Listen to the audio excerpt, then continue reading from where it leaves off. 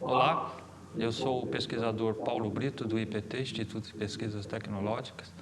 A gente está aqui hoje para apresentar para vocês ferramentas para análise de viabilidade técnico-econômica. Essa é uma técnica bastante interessante para nós que trabalhamos com projetos, pois ela avalia o potencial econômico dos projetos. A gente tem condições de fazer avaliações e comparações se o projeto que a gente está avaliando ele é viável economicamente. As fases dos trabalhos de análise de viabilidade econômica, ela se divide basicamente em duas etapas, a etapa da viabilidade técnica e a parte da viabilidade econômica. A questão da viabilidade técnica, ela basicamente, a gente tem que olhar todas as questões técnicas que estão envolvidas no nosso projeto, que são os rendimentos técnicos, a eficiência, a produtividade, os limites técnicos que talvez possam ocorrer desses trabalhos, desse projeto. Já a viabilidade econômica, ela entra mais na parte comercial, que a gente começa a aferir os custos, os preços, a questão da concorrência, enfim, toda a questão que envolve mercado, aí a gente começa a olhar na viabilidade técnica. Essas são basicamente as duas fases dos estudos de viabilidade técnico-econômica. A viabilidade técnica em si e depois, posteriormente, a viabilidade comercial desse nosso projeto. Antes da gente entrar especificamente nas técnicas, é importante salientar que toda a técnica de viabilidade técnica econômica, ela é baseada na engenharia econômica, que, por sua vez, é alimentada pelos conceitos da matemática financeira. Basicamente, a matemática financeira trabalha com um tripé, que é o tempo, o capital envolvido e o rendimento, que a gente pode dizer assim, grosseiramente, que é o aluguel do dinheiro. Olhando mais especificamente sobre as técnicas de viabilidade econômica, a gente encontra um conceito da economia chamado custo de oportunidade. O que seria o custo de oportunidade?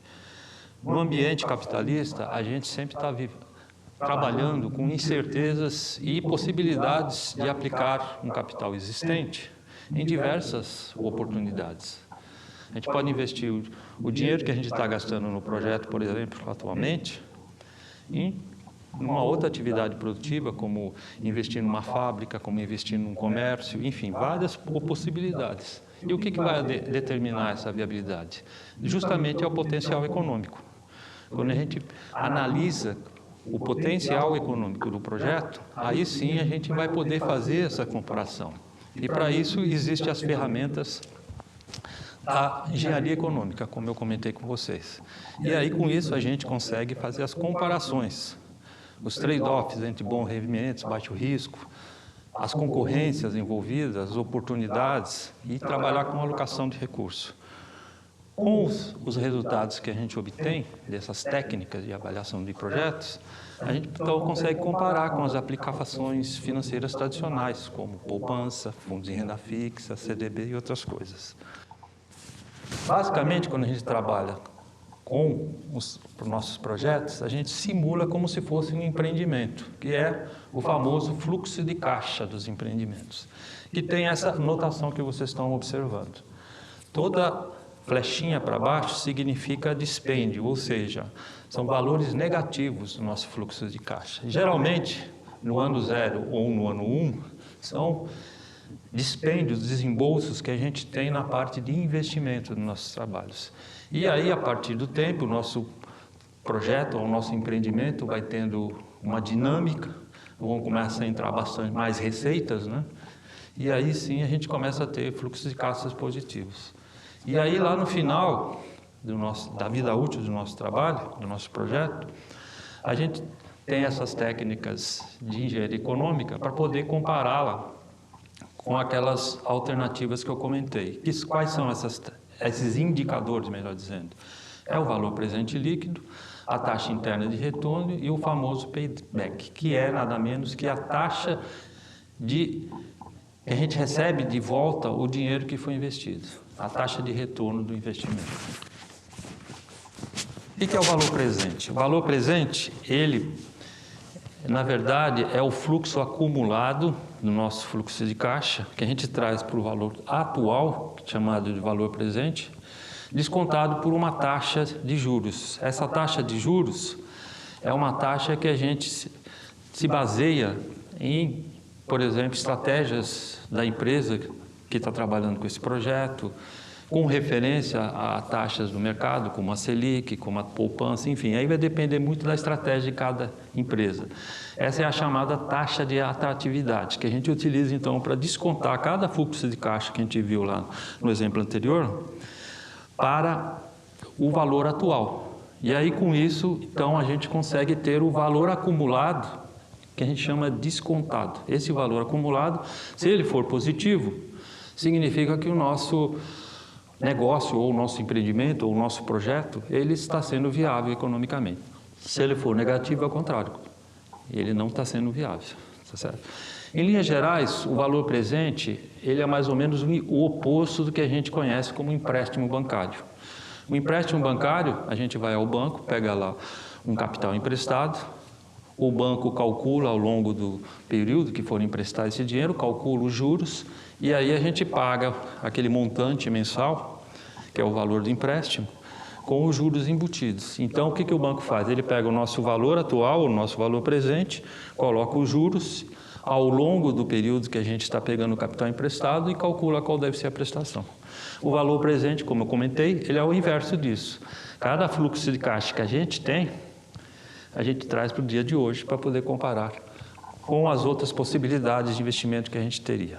Tá certo?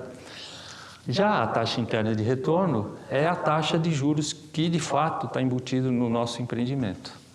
A gente não determina a taxa. No caso do valor presente, é determinada a taxa. No caso da taxa interna de retorno, não. A gente vai encontrar a taxa. Qual é a taxa de juros que o nosso projeto, o nosso empreendimento está trazendo para nós? E aí a gente acompanha, compara essa taxa de juros com a taxa de mercado. Se deu 6% ao ano, vai ser equivalente à taxa da poupança. Se deu 12% atualmente, é a taxa que a gente paga pelo CDB, que é pago pelos CDBs e etc. E o período de retorno de capital seria o período que a gente teria de volta, com o nosso fluxo de caixa, aquele dinheiro investido. Quanto tempo leva para a gente recuperar o capital que foi investido? Então, basicamente, esses são os 3 indicadores que a gente utiliza na viabilidade econômica de projetos, que é a taxa interna de retorno, que é equivalente à taxa de juros, o período de retorno do capital, conhecido por payback, que é o tempo de volta do nosso capital, e o valor presente, que é o valor acumulado em termos de capital daquele nosso fluxo de caixa do nosso projeto. E sim, esses são, então, os indicadores de viabilidade econômica. Vamos pegar um exemplo aqui. Esse nosso projeto de P&D é um projeto que tem um investimento de R$1 milhão, como vocês estão vendo. Tem a previsão de 1 ano de duração deste investimento, né? Maturar esse investimento, ou seja, criar toda a infraestrutura necessária para a gente produzir. O custo de capital, ou a taxa de juros que a gente está considerando, de 10%. E aqui a gente introduz uma extra da taxa, que é para considerar o risco. Como é um projeto de P&D, a gente considera 5% a mais nessa taxa como sendo o risco do nosso projeto. Então, aquela taxa de desconto que a gente estava considerando inicialmente como sendo o custo de capital de 10%, ela passa a ser 15%, tendo 5% embutido para considerar os juros. A taxa de risco, desculpe. E aqui a gente tem o exemplo do fluxo de caixa desse nosso projeto. Vocês veem que lá no ano 0, inicialmente, a gente tem um investimento de 1.000 e vamos tendo, ao longo dos 12 anos do nosso projeto, as receitas, que a gente começa ali no ano 1 com 50 e chega lá no final com 150, no 12º ano. Vocês vejam que tem um pico lá de 520 no ano e ao lado, na coluna ao lado, temos as despesas referentes, que também vocês observam que vão aumentando, chegando a um patamar dá uma estabilizada e depois começa a subir novamente. E aí, com isso, a gente tem o resultado do fluxo do caixa anual, que é aquela nossa quarta coluna. É o fluxo de caixa que ocorre a cada ano. Vocês observem, por exemplo, lá no ano 3, qual é o resultado do fluxo de caixa? 150. No ano 8, por exemplo, 382.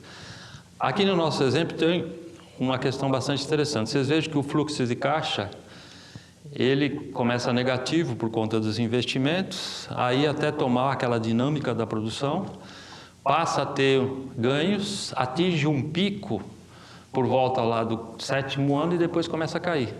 Significa que o nosso empreendimento já não está mais com aquele vigor. É uma questão estratégica, inclusive, de se pensar o que fazer com esse empreendimento.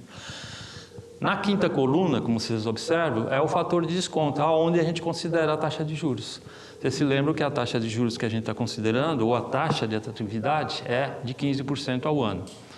A taxa de custo de capital de 10%, que é referência do mercado, e mais os 5% referente ao risco, por ser um projeto de P&D. E a gente tem, então, na sexta coluna, o fluxo de caixa descontado, que é onde a gente vai acumulando os recursos que vão entrando, e juntamente com as despesas que vão ocorrendo, inclusive com o investimento, e aí sim a gente vai tendo o fluxo acumulado, que é a nossa última coluna. O que vocês observam no 10º ano? Passa a ser positivo. O que significa isso? É o tempo de retorno do nosso capital. E justamente entre o 9º e o 10º ano. Esse é o payback do nosso investimento. Ou seja, aquele 1 milhão que a gente investiu lá no ano 0, está sendo pago, então, entre o 9º e o 10º ano. A partir daí, vocês observem que o nosso fluxo de capital, nosso fluxo de caixa, passa a ser positivo, tá certo? E aí, no 12º ano, a gente observa que o nosso fluxo de capital, de caixa, está acumulado em 90,5. Esse é o nosso valor presente. E qual é a taxa interna de retorno? Qual é a taxa de juros desse nosso exemplo? 16,5%. O que significa esses 16,5%? Ele está acima daquilo que a gente considerou como sendo atrativo, que era 15%. Uma observação interessante, se a gente substituir ali no nosso fator de desconto, na nossa quinta coluna, os 15% pelos 16,5%, o que vai acontecer lá no final do 12º ano? Ele vai ser igual a 0, porque se igualou exatamente à taxa de juros, que é de fato o que está levando o nosso empreendimento, que está resultando do nosso empreendimento, a o valor 0. Por isso que o valor presente, considerando sempre a taxa interna de retorno, ele sempre é igual a 0. Quando a gente fala em projetos de investimento, em projetos de pesquisa principalmente, ou qualquer outro empreendimento, a gente tem vários aspectos importantes a ser considerados. Aqui no nosso exemplo, a gente está observando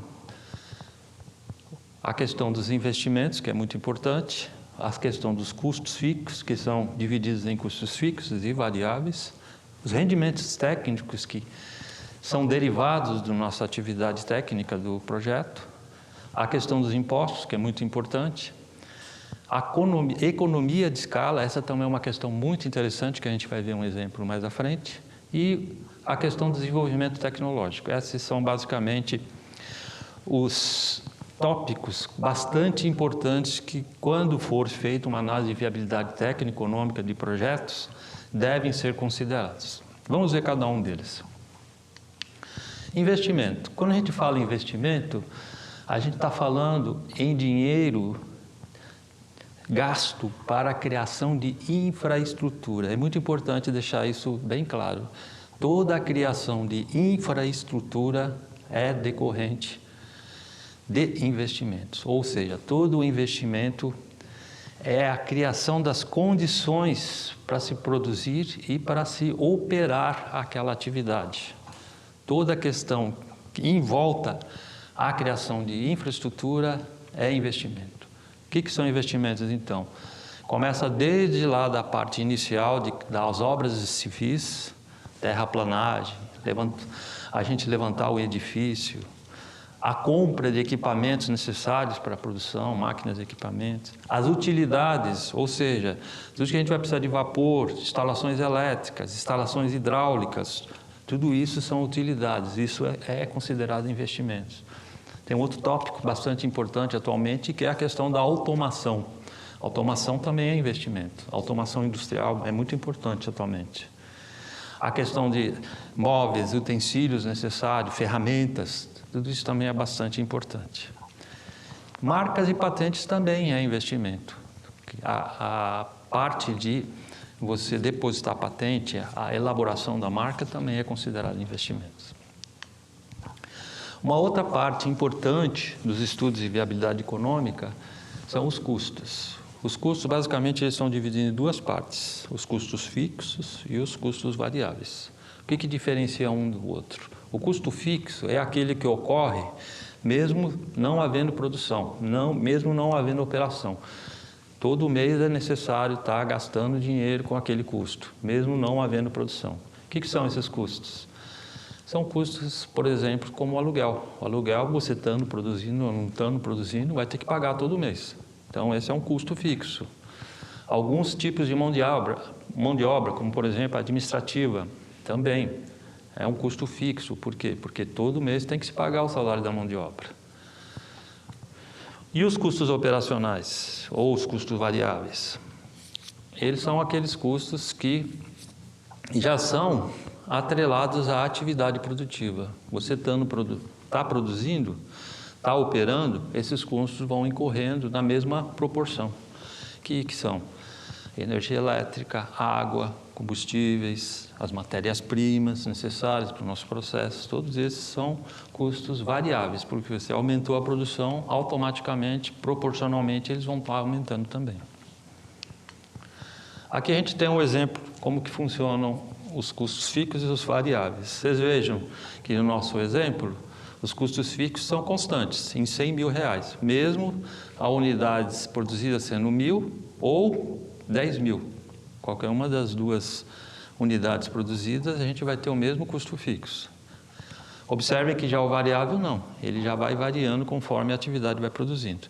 Começa lá com 60 mil de custos variáveis, em 1.000 unidades, e 10 mil unidades, vocês observam que já passa a 600 mil. Somando-se os dois, então, a gente tem os custos totais, que é a soma dos custos fixos mais os custos variáveis. E aí a gente tem o custo fixo médio. O que significa isso? É a gente dividir os nossos custos pelas unidades produtivas. Vocês vejam que o custo fixo ele vai diminuindo ao longo do tempo. Por quê? Proporcionalmente, você está distribuindo aquele custo fixo com as produções que vão ocorrendo. Por isso que ele vai diminuir. E o custo variável não. Você veja que ele é constante em 60. Ele está atrelado à atividade produtiva. E aí vocês vejam que o nosso custo médio total ele também vai diminuindo. Por quê? Porque a gente está diluindo, através da produção, o custo fixo. Por isso que ele começa lá em 1.000 unidades com 160 e depois ele acaba caindo para 70 em 10 mil unidades. 10 mil unidades. Graficamente, a gente teria mais ou menos isso. A linha vermelha embaixo é o nosso custo fixo de 100 mil, a linha marrom é o nosso custo variável e a linha preta acima é o custo total, somando-se os dois, o custo fixo e o custo variável. E é ao longo das unidades produzidas. Aqui a gente já tem o custo total, médio, proporcional às unidades produzidas, que é o custo médio diante das unidades produzidas, como está mostrado no gráfico. Vocês vejam que interessante. O custo fixo, ele permanece em 60, como a gente está vendo no gráfico, e o custo o custo variável, ele já vai diminuindo conforme a produção. Vocês vejam que, a partir de um certo momento, ele praticamente começa a ficar, a curva do custo total começa a ficar assintótica ao eixo, tá certo? Que é uma parte, que é uma observação que pode ser feita, que nesse ponto a gente tem uma otimização do nosso processo produtivo. Vocês vejam que não adianta aumentar muito se a nossa capacidade de produção permitir, a nossa infraestrutura produtiva permitir, não adianta muito a gente continuar aumentando a produção, porque os nossos custos vão ficar sempre naquela base. Uma outra questão importante da análise de viabilidade técnica e econômica de projetos é a economia de escala. Se vocês observaram no nosso exemplo de custo, que a nossa curva de custo médio total, ela chega num ponto que ela fica assintótica do eixo, tá?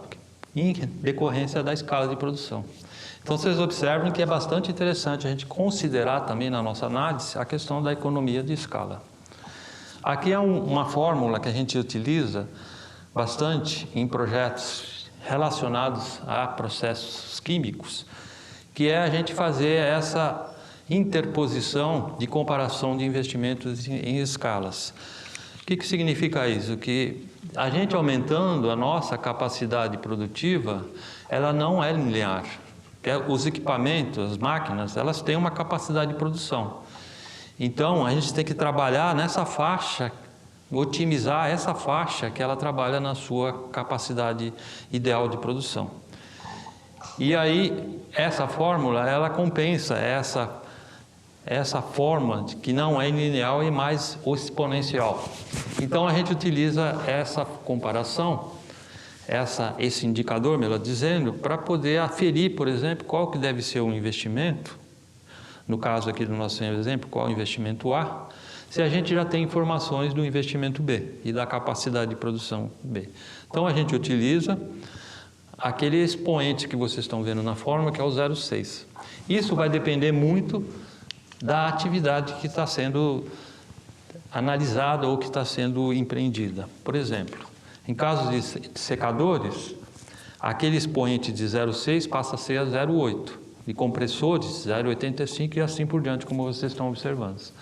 Para os casos de plantas termoelétricas, o indicador ou o coeficiente utilizado é os de 0,7, como vocês estão vendo.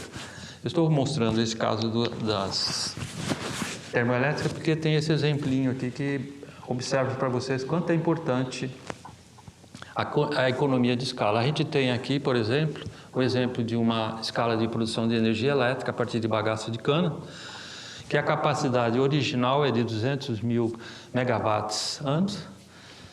E aqui o fator de escala, que a gente vai utilizar naquela nossa formuleta, como vocês observaram, que é o de 0,7. Vocês vejam que a 200 mil megawatts-anos, o custo da energia está em torno ali de 113 dólares o megawatt. Ora, para a gente tornar viável, a gente tem que chegar no preço de mercado. Você observa que aquela faixa vermelha abaixo é o preço de mercado, que está em torno de 65 dólares, na época que foi feito esse exercício, dólares o megawatt-hora.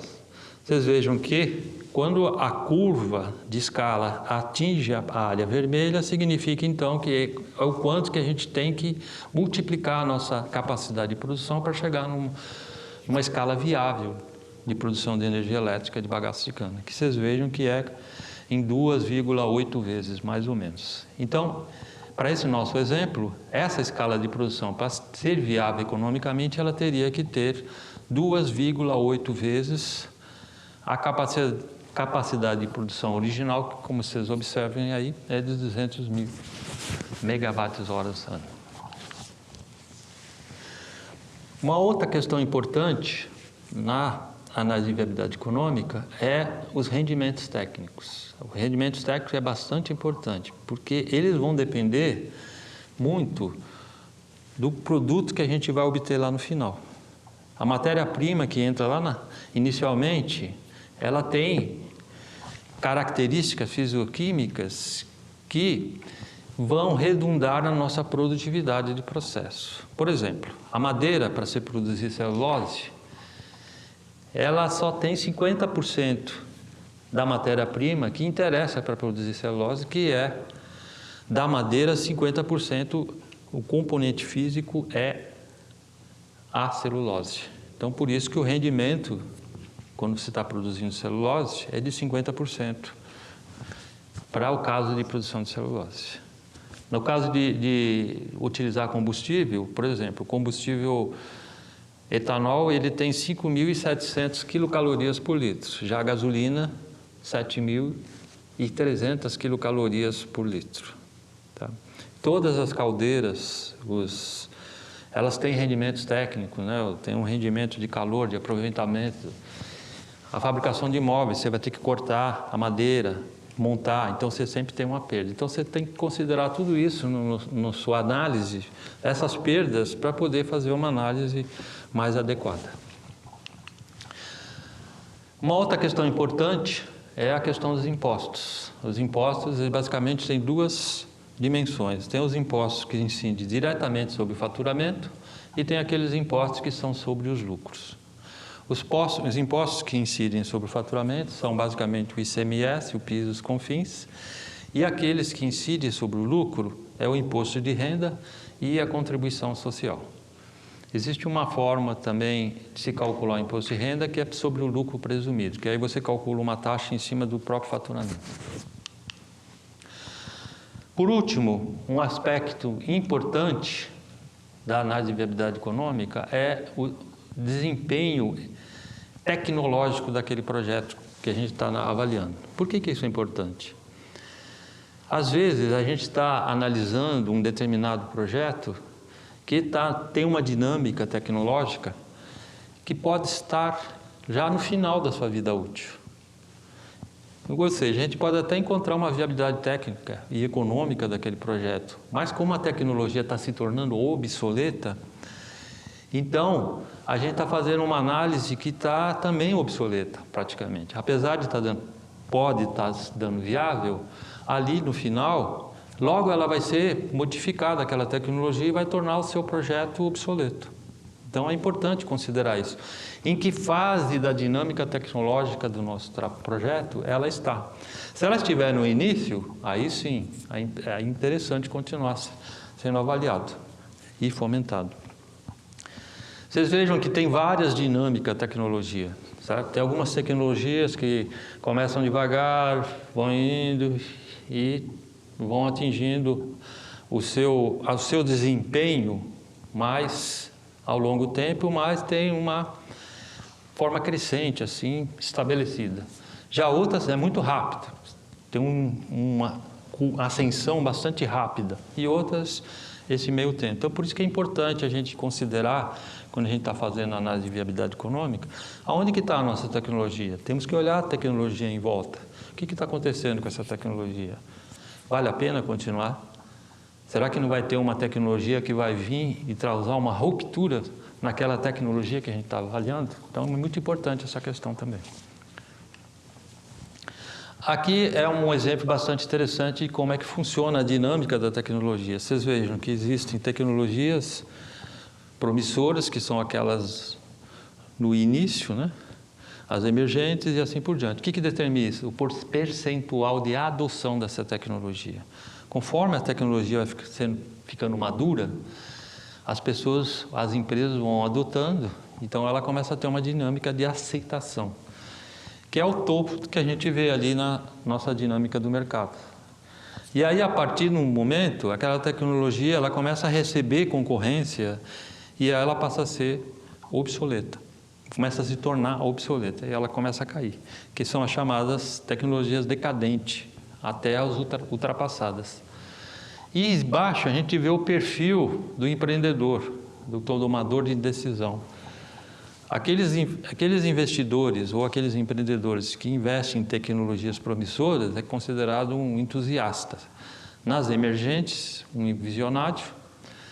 Aquele que investe nas tecnologias consideradas maduras é um pragmático, porque a coisa está dando certo, né?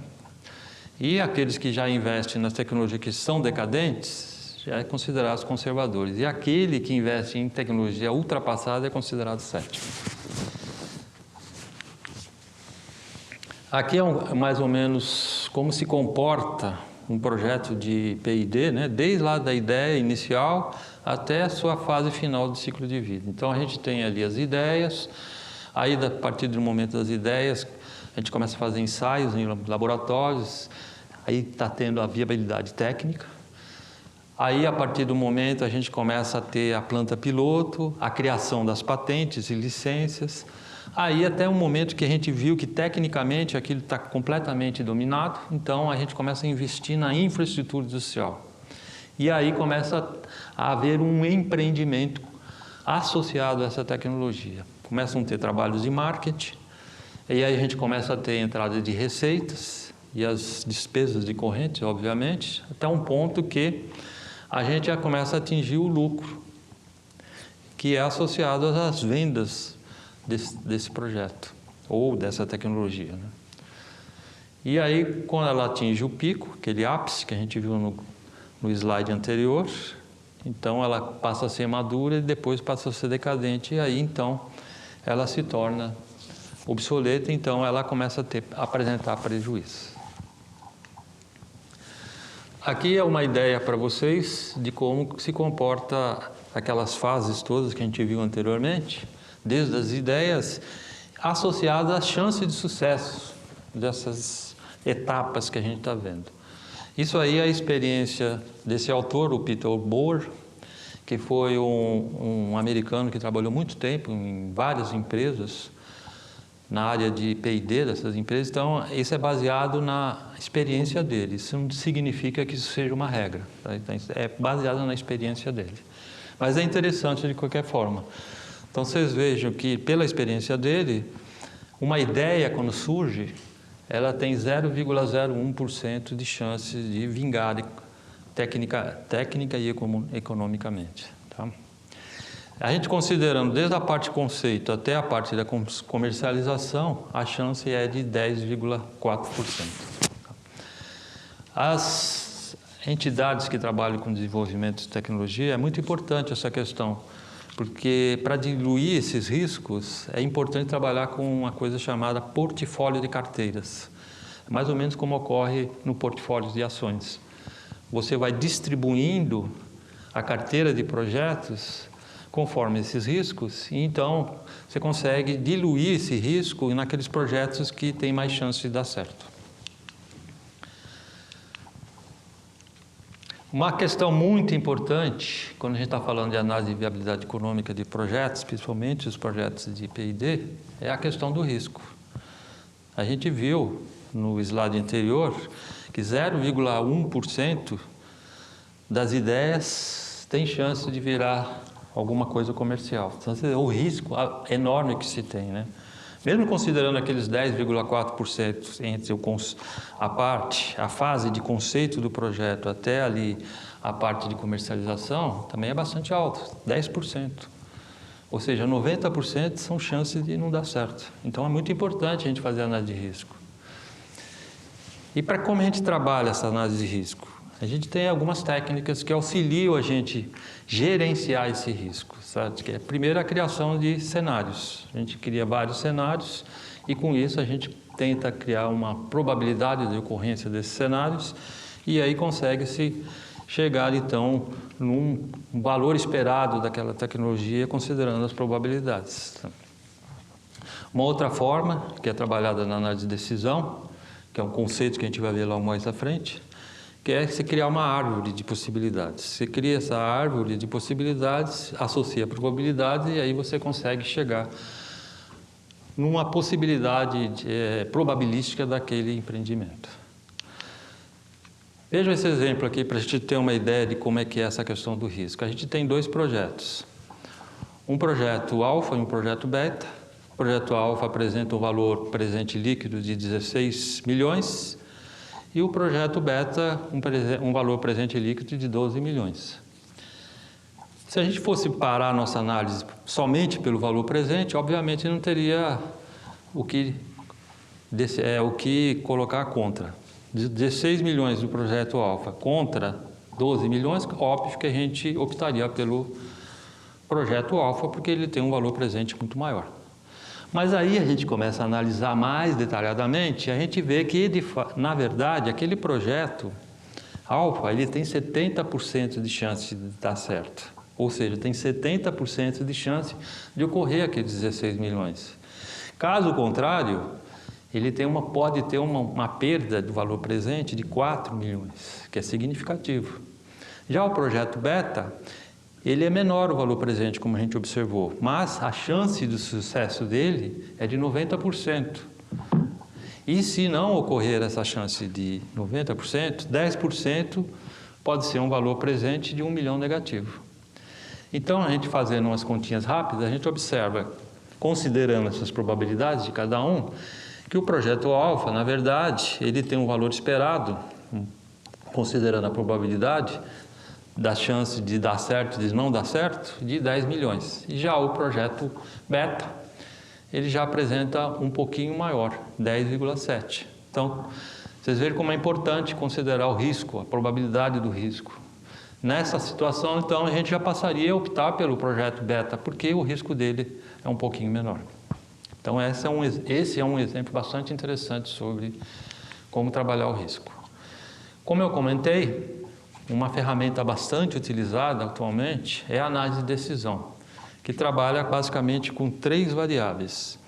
A análise de decisão foi desenvolvida no início do século XX, principalmente na área médica, para um médico poder detectar qual doença o paciente chegava com aqueles sintomas, e aí ele já tinha um estudo empírico, e com isso ele conseguia fazer um diagnóstico um pouco melhor, utilizando a probabilidade.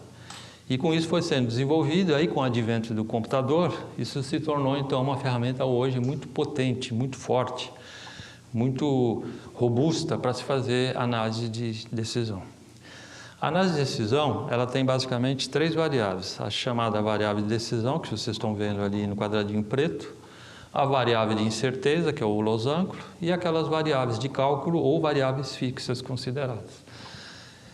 E a gente utiliza também na análise de decisão uma ferramenta muito importante, que é o chamado diagrama influência, que a gente consegue então pegar todas as variáveis, aquelas variáveis de decisão, aquelas variáveis de incerteza e aquelas variáveis de cálculo ou fixas, e ver as relações que existem entre elas e chegar num modelo como vocês estão visualizando.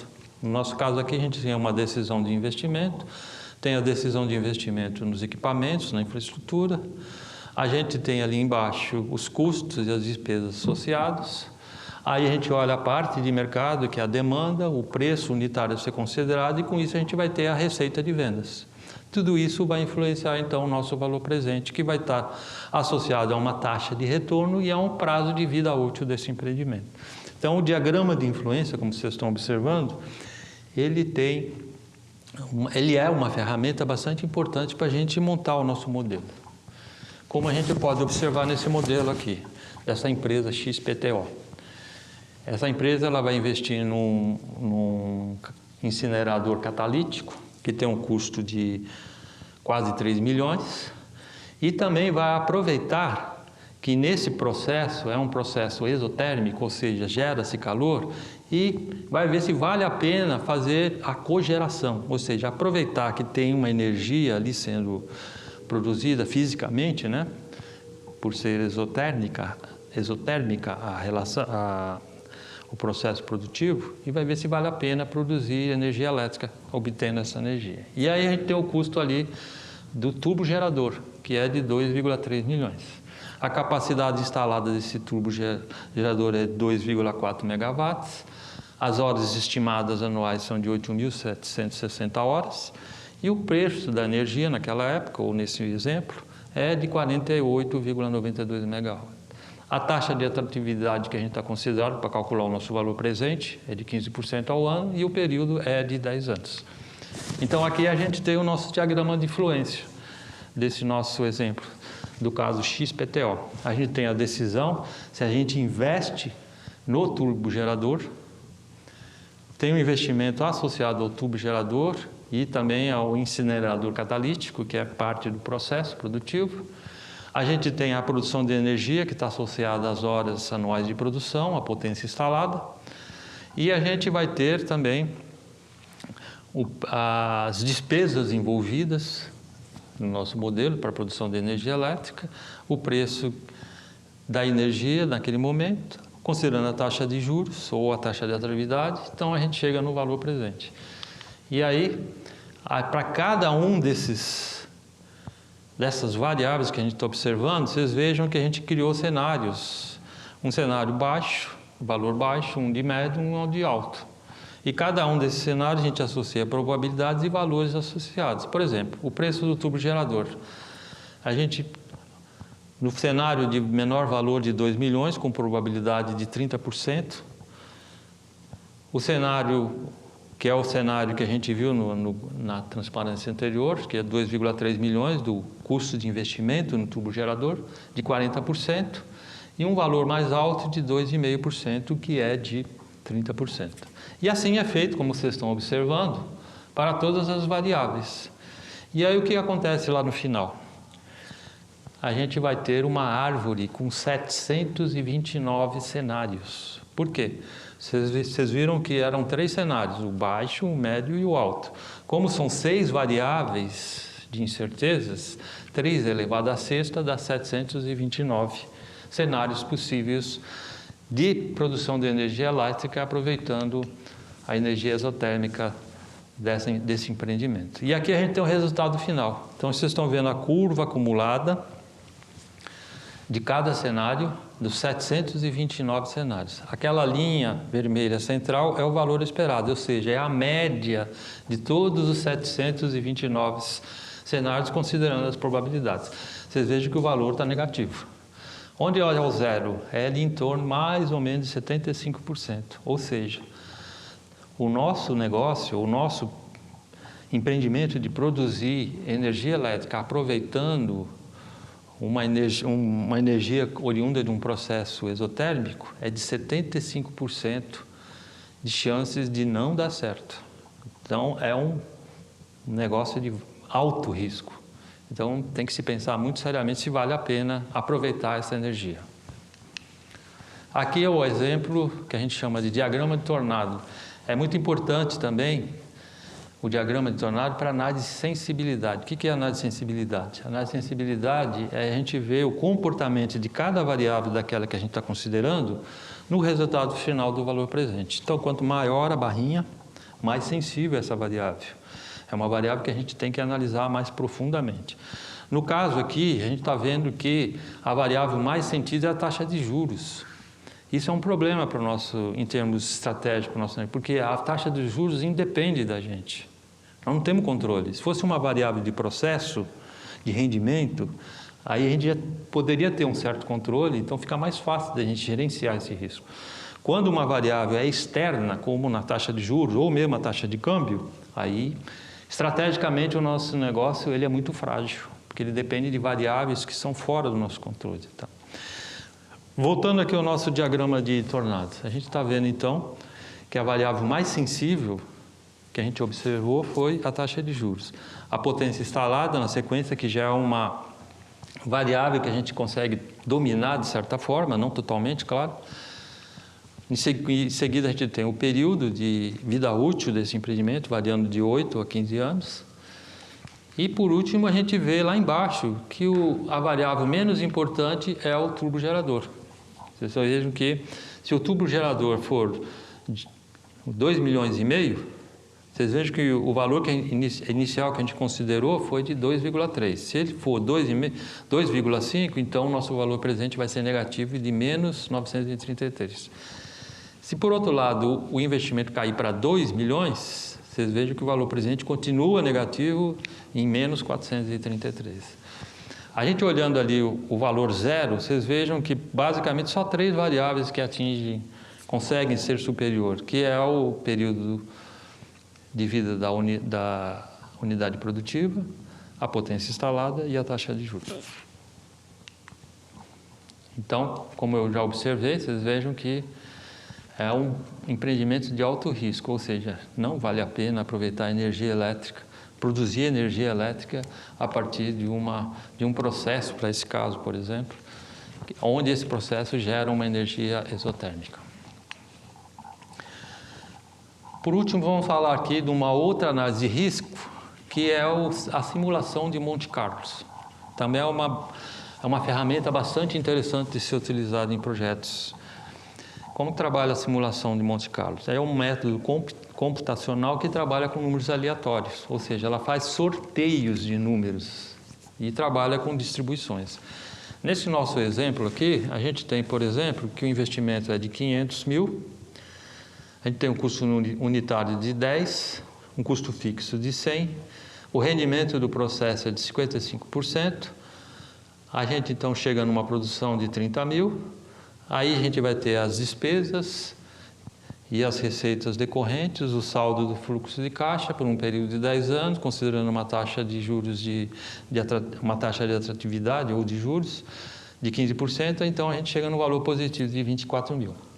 Mas aí a gente começa a observar nossas variáveis e veja que ela tem uns comportamentos diferentes. Por exemplo, o rendimento, ele tem um comportamento de uma distribuição triangular, como vocês estão observando, que pode variar de 40 a 60.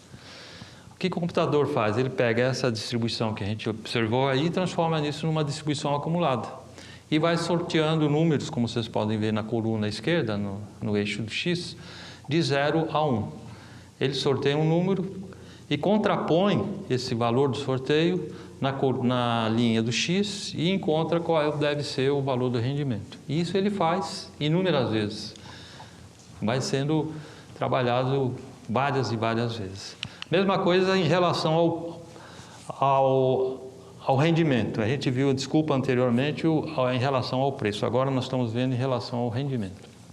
Mesma coisa. Nesse caso é uma distribuição normal. O computador faz a mesma coisa, transforma essa distribuição numa distribuição acumulada e aí chega no resultado. Então, tudo isso pode ser feito para todas as variáveis. Nesse caso aqui nós trabalhamos somente com essas duas variáveis, a variável do preço e a variável do rendimento. Como resultado, então, de um sorteio de 1000, o computador sorteou 1000 vezes e chegou nesses valores que vocês estão observando aí nesse gráfico. Vocês vejam que é um negócio de alto risco. Por quê? A gente, no nosso exemplo inicial, estava apresentando um valor positivo de 24 mil. Aqui não. Na média das 1000 rodadas que o computador fez, o valor passa a ser negativo 1000. E a gente tem uma chance aí de 2/3, praticamente, 66%, do valor para a gente ficar abaixo de zero. É um negócio de alto risco. E teriam somente 33%, então, de ficar acima de zero. Então, essa é uma outra técnica bastante utilizada, que é a simulação de Monte Carlo. Então, essas foram as técnicas de análise de viabilidade técnico-econômica. Espero que tenham sido bastante interessantes para vocês, que vocês consigam utilizar essas técnicas. Ela é bastante importante para a gente avaliar o potencial econômico dos projetos. É uma ferramenta bastante utilizada, muito utilizada, e que vai determinar, de fato, a viabilidade de se investir aquele dinheiro, aquele capital, em projetos novos. Na verdade, a viabilidade técnico-econômica é um dos aspectos, talvez seja o mais importante, mas é um dos aspectos. Outros aspectos devem ser considerados. Por exemplo, impacto no meio ambiente. É uma coisa que é difícil de se mensurar economicamente, mas, em termos ambientais, é muito importante. Então, essas técnicas que a gente apresentou são importantes, mas não são determinantes. Muito obrigado, até a próxima.